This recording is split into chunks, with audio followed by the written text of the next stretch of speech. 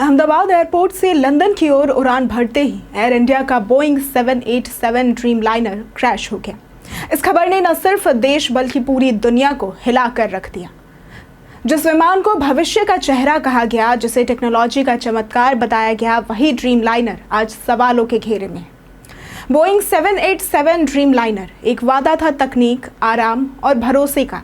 2003 में जब इस प्रोजेक्ट की शुरुआत हुई तो दुनिया को उम्मीदें थी कि हवाई यात्रा का चेहरा बदल जाएगा।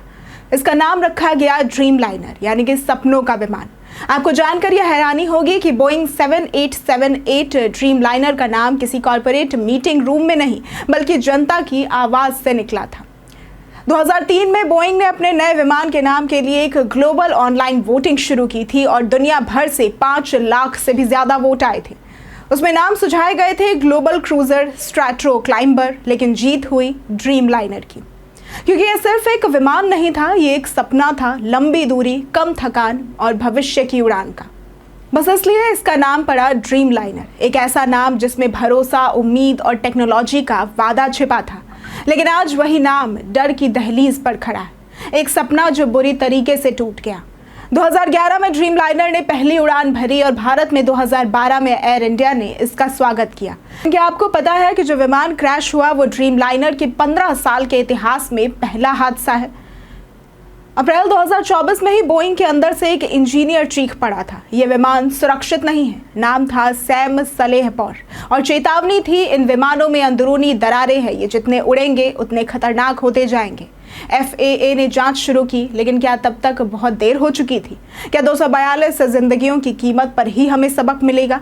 बोइंग के सीनियर इंजीनियर और विसल ब्लोअर सैम सालेहपुर ने न्यूयॉर्क टाइम्स और CNN को दिए इंटरव्यू में बोइंग की सच्चाई उजागर की थी। उन्होंने साफ आरोप लगाया कि कंपनी ने 777 और 787 ड्रीमलाइनर जैसे विमानों के निर्माण में शॉर्टकट अपनाए हैं, यानी जानबूझकर सुरक्षा मानकों से समझौता किया गया। याद है कि सालेहपुर ने यह चेतावनी भी दी थी कि जैसे जैसे ये विमान बूढ़े होंगे, इनकी बॉडी में दरारें, संरचनात्मक खामी और खतरनाक स्थितियां पैदा हो सकती है, जो सीधे तौर पर हादसों की वजह बन सकती है।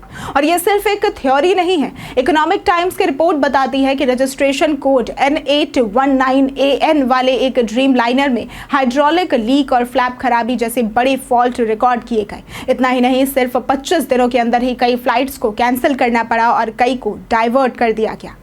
लेकिन ऐसा नहीं है कि इस प्लेन की कोई खासियत नहीं थी। हाँ, ये भी सच है कि सुरक्षा मानकों को अनदेखा तो किया गया, लेकिन खासियत ही ड्रीमलाइनर का नाम देती है।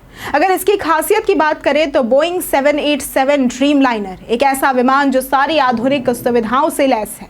कार्बन फाइबर से बना हल्का शरीर, 14,000 किलोमीटर की उड़ान क्षमता, दुनिया की सबसे बड़ी खिड़कियां, ऑक्सीजन ज्यादा, थकान कम और 20 से 25% कम फ्यूल की खपत। ये सब सुनकर आपको भी लगेगा कि अरे वाह, क्या कमाल की मशीन है। लेकिन मशीन तब तक ही कमाल की होती है जब तक उसकी नींव मजबूत हो, और ड्रीमलाइनर की नींव को ही अनदेखा कर दिया गया था। ये हम नहीं कह रहे, बल्कि विसल ब्लोअर सैम सालेहपुर ने न्यूयॉर्क टाइम्स और CNN के रिपोर्ट्स में ऐसा दावा किया था। 2013 में जब इसकी लिथियम आयन बैटरियों में आग लगी तो दुनिया को पहली बार इसकी खामियों का एहसास हुआ। फिर कभी बॉडी के जोड़ में गैप तो कभी सीटिंग में असहजता, और अब तो हद ही हो गई, डायरेक्ट प्लेन क्रैश। भारत ने इस विमान को भरोसे की तरह अपनाया था। एयर इंडिया की कई अंतर्राष्ट्रीय उड़ानें दिल्ली से न्यूयॉर्क, मुंबई से लंदन इसी ड्रीमलाइनर पर चलती थी। हमने इसे अपनाया था क्योंकि हमें वादा दिया गया था सेफ्टी फर्स्ट का। लेकिन शायद कहीं तो कोई कमी रह ही गई, जिसकी वजह से यह हादसा हुआ।